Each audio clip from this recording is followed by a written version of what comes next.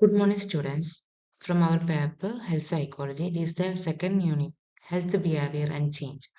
In this unit, we are going to learn what is health behavior, how it can be changed for our wellness. First, we can learn what is the definition of health behavior. The health behavior means it's an action that significantly impact health outcomes and wellness.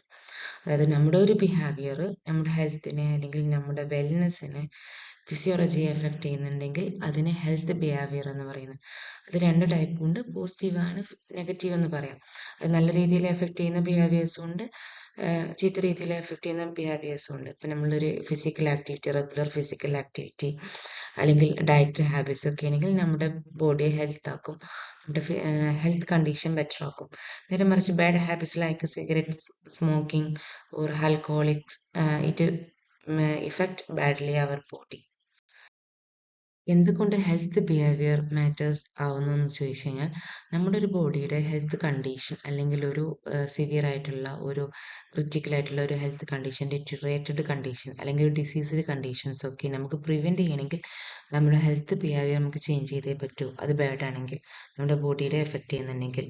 For example പറയുകയാണെങ്കിൽ, healthy food choices, നമുക്ക് healthy ആയിട്ടുള്ള food നമ്മൾ കഴിക്കുകയാണെങ്കിൽ നമുക്ക് chronic disease like diabetes, hyper tension ഇങ്ങനത്തെ അസുഖങ്ങളൊക്കെ നമുക്ക് reduce ചെയ്യാൻ പറ്റും. അതുപോലെ തന്നെ നമുക്ക് ഓവറോൾ വെൽബീയിങ് നമുക്ക് പ്രൊമോട്ട് ചെയ്യാം. അതായത് ഇപ്പോൾ ലൈഫ് ലോങ് നമുക്കൊരു ക്വാളിറ്റി ലൈഫ് മുന്നോട്ട് കൊണ്ടുപോകാം. നേരെ മറിച്ച് ബാഡ് ഹാബിറ്റ്സ് നമ്മൾ ഫോളോ ചെയ്യുകയാണെങ്കിൽ നമ്മുടെ ഇതൊക്കെ തിരിച്ചു വരാം, ക്രോണിക് ഇൽനെസ് വരാം, പല ക്യാൻസർ പോലുള്ള പല അസുഖങ്ങൾക്ക് പല ഹാബിറ്റ്സും കാരണമാകും എന്നുള്ളത് നിങ്ങൾക്ക് അറിയാമല്ലോ. Next types of health behaviours ആണ് നമുക്ക് പഠിക്കാൻ പോകുന്നത്. Here 4 types of health behaviours we are going to tell. First one is preventive health behaviours. Preventive health behaviours എന്ന് പറഞ്ഞാൽ നമ്മളൊരു that is an action that aim to prevent disease and promote health. നമ്മുടെ ഡിസീസിന്, അസുഖങ്ങളെ prevent ചെയ്യാൻ വേണ്ടിയിട്ട്, അതല്ലെങ്കിൽ നമ്മുടെ ഹെൽത്തിനെ ഇമ്പ്രൂവ് ചെയ്യാൻ വേണ്ടിയിട്ട് നമ്മൾ ചെയ്യുന്ന ഓരോ ആക്ഷൻസിനെയും നമ്മൾ പ്രിവെന്റീവ് ആക്ഷൻസ് അല്ലെങ്കിൽ പ്രിവെന്റീവ് ഹെൽത്ത് ബിഹേവിയേഴ്സ് എന്ന് പറയും. ഫോർ എക്സാമ്പിൾ പറയുകയാണെങ്കിൽ, വാക്സിൻസ് വെക്കുന്നത് നമ്മൾ ഡിസീസ് പ്രിവെന്റ് ചെയ്യാൻ വേണ്ടിയിട്ടാണ്. അതുപോലെ നമ്മൾ എക്സസൈസ് ചെയ്യുന്നത് ഡിസീസസ് പ്രിവെന്റ് ചെയ്യാനും അല്ലെങ്കിൽ വെൽനസ് പ്രൊമോട്ട് ചെയ്യാനൊക്കെ വേണ്ടിയിട്ടാണ്.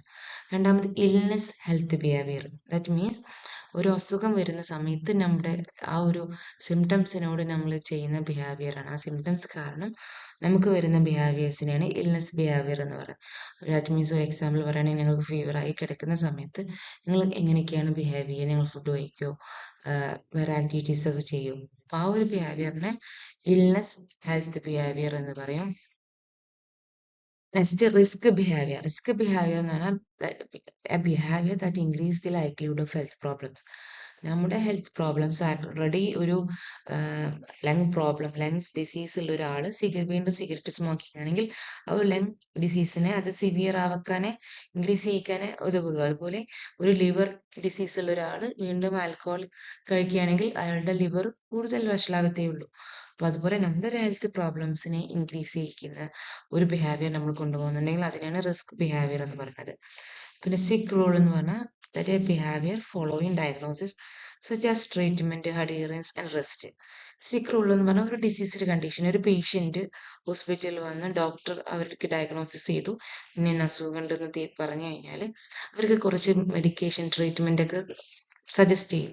അപ്പോൾ അതിനനുസരിച്ച് അയാൾ ബിഹേവിയർ ചെയ്യുമ്പോൾ ഒക്കെ കറക്റ്റ് ടൈമിൽ മെഡിസിൻ കഴിക്കുക, കൃത്യമായിട്ട് ഡയറ്റ് ഫോളോ ചെയ്യുക, ഇപ്പോൾ ഫിസിക്കൽ റെസ്റ്റ് ആവശ്യമുണ്ടെങ്കിൽ അത് ചെയ്യുക. ആ ഒരു ബിഹേവിയറിനെയാണ് നമ്മൾ സിക്ക് റൂൾ ബിഹേവിയർ എന്ന് പറയുന്നത്. നെക്സ്റ്റ് പറയാൻ പോകുന്നത് influencing factors of health behaviour ആണ്.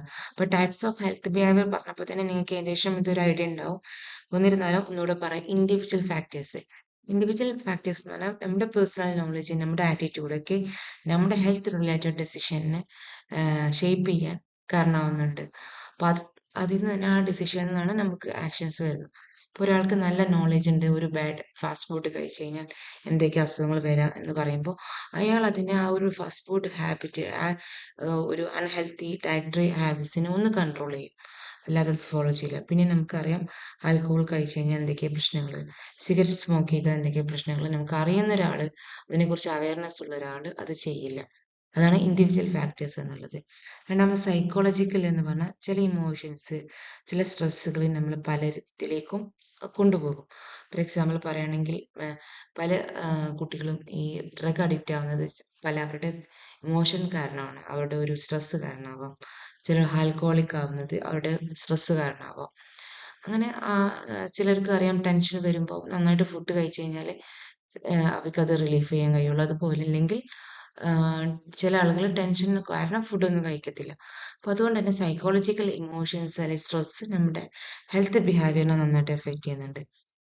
മറ്റൊരു ഫാക്ടറാണ് സോഷ്യൽ ഫാക്ടേഴ്സ്. അതായത് നമ്മുടെ ഫാമിലി ഒരു പരിധി വരെ നമ്മുടെ ഹെൽത്ത് ബിഹേവിയറിനെ എഫക്റ്റ് ചെയ്യുന്നുണ്ട്. ഫ്രണ്ട്സ്, അതുപോലെ കൾച്ചറൽ നോംസ് ഒക്കെ നമ്മുടെ ഇൻഡിവിജ്വൽ ബിഹേവിയറിനെ എഫക്റ്റ് ചെയ്യുന്നുണ്ട്. ഇതിനൊന്നും ഞാൻ എക്സാമ്പിൾ പറയുന്നില്ല.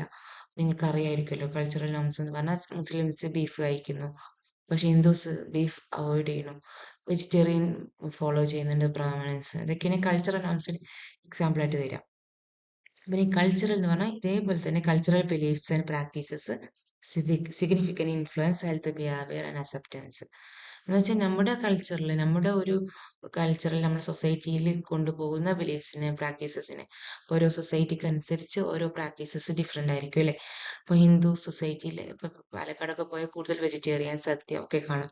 നമ്മുടെ മലപ്പുറത്ത് കൂടുതൽ ചിക്കൻ മന്തി, ബിരിയാണി ടൈപ്പ് ഫുഡ് കാണും. അപ്പോൾ അതൊക്കെ കൾച്ചറൽ ഫാക്ടേഴ്സിൻ്റെ എക്സാമ്പിളാണ്. നെക്സ്റ്റ് എൻവറോൺമെൻ്റൽ ആണ്.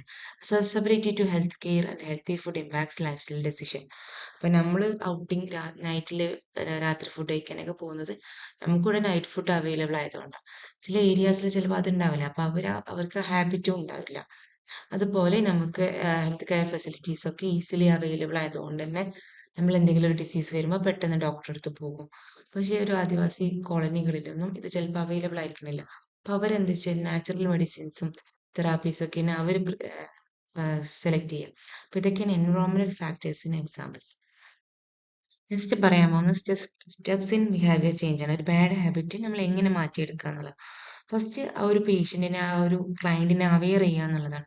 അവർക്ക് റെക്കഗ്നൈസ് ചെയ്യാൻ അവരുടെ ഈ ഒരു ഹാബിറ്റ് അത് ബാഡാണ് അവരുടെ ഹെൽത്തിന്, അത് ചേഞ്ച് ചെയ്തേ മതിയാവൂ എന്നുള്ളത് അവരെ റെക്കഗ്നൈസ് ചെയ്യിപ്പിക്കുക എന്നുള്ളതാണ് first step. Then motivate dum.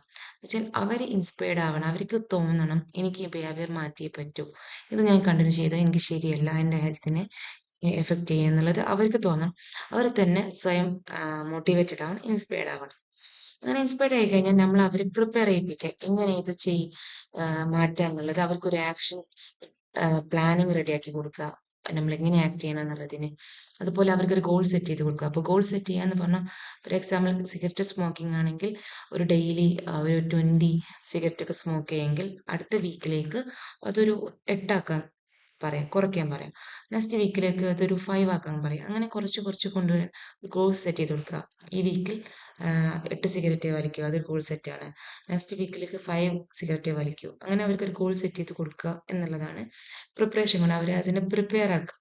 Next action. Action എന്ന് പറഞ്ഞാൽ നമ്മളൊരു പ്ലാൻ സെറ്റ് ചെയ്തു, ഒരു ഗോൾ സെറ്റ് ചെയ്തു, അത് ഇംപ്ലിമെന്റ് ചെയ്യുക അവരുടെ ലൈഫിലേക്ക് എന്നുള്ളത്, അതങ്ങനെ ഫോളോ ചെയ്യുക എന്നുള്ളതാണ്.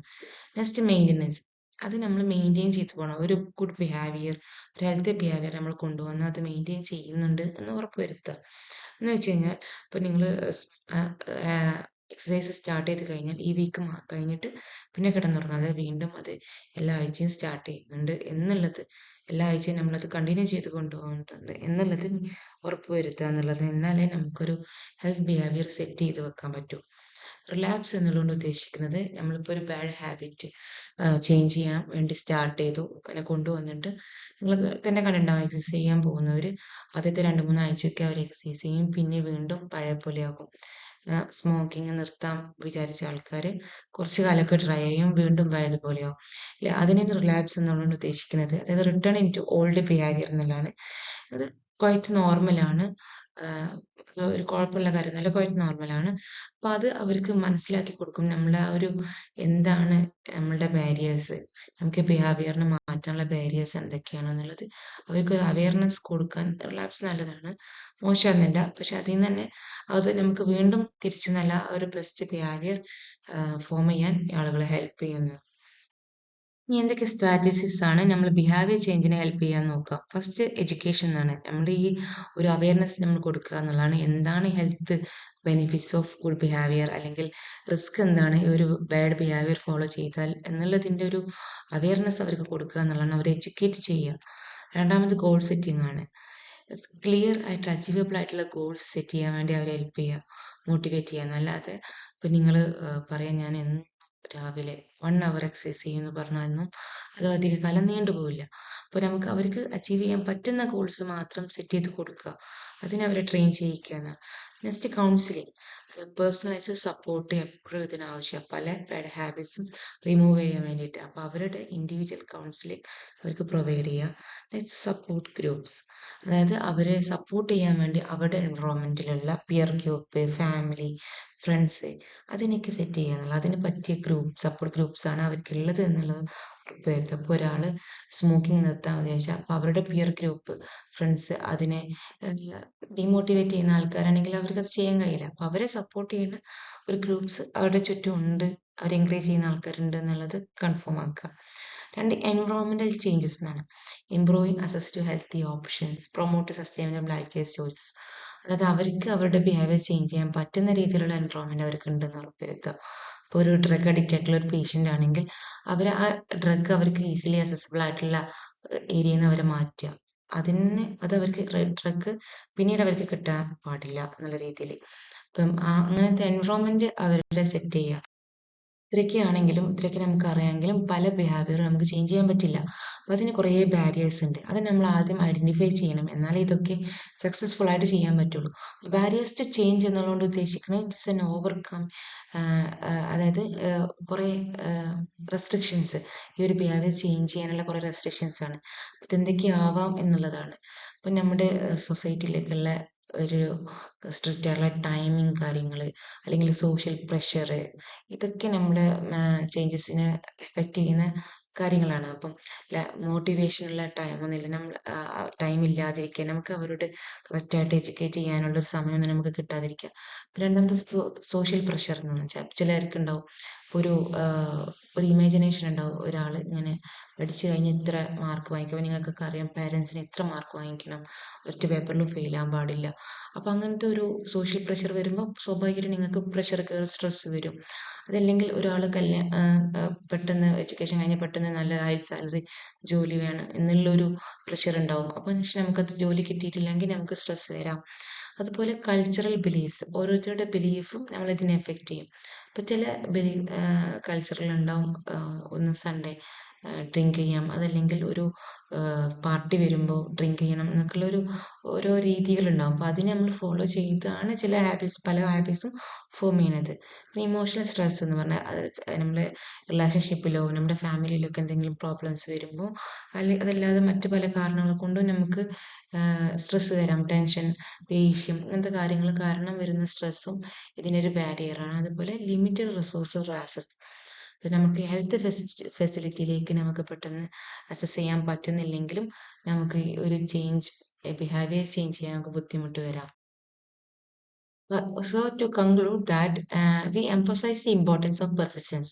Persistence means healthy behavior persistence നമ്മൾ ഇതിൻ്റെ ഇമ്പോർട്ടൻസ് നമ്മൾ എംഫസൈസ് ചെയ്യുക എന്നതാണ്. Healthy behaviour change is A gradual process that necessitate awareness, motivation, support, sustained effort. Success requires ongoing commitment and effective strategies to cultivate healthier lifestyle over time. അതായത് ഒരു health behaviour എന്ന് പറഞ്ഞാൽ പെട്ടെന്ന് ഒരു ദിവസം സംഭവിക്കുന്ന കാര്യമല്ല. അത് കൺസിസ്റ്റൻ്റ് ആയിട്ടുള്ള ട്രൈയിങ് അതിനാവശ്യമാണ്. സോ സക്സസ് വേണമെന്നുണ്ടെങ്കിൽ ഓൺഗോയിങ് കമ്മിറ്റ്മെൻറ്റ് ഇതിനാവശ്യമുണ്ട്. എല്ലാവരും, ഇൻഡിവിജ്വൽ മാത്രമല്ല അതിന് ചുറ്റുമുള്ള സപ്പോർട്ട് ഗ്രൂപ്പ്സിൻ്റെയും കൺസിസ്റ്റൻ്റ് ആയിട്ടുള്ള ഓൺഗോയിങ് ആയിട്ടുള്ള കമ്മിറ്റ്മെൻറ്റ്, എഫേർട്ട് ഇതിലാവശ്യമുണ്ട് എന്നുള്ളത് as an health psychology student നിങ്ങൾ മനസ്സിലാക്കി വെക്കുക എന്നുള്ളതാണ്.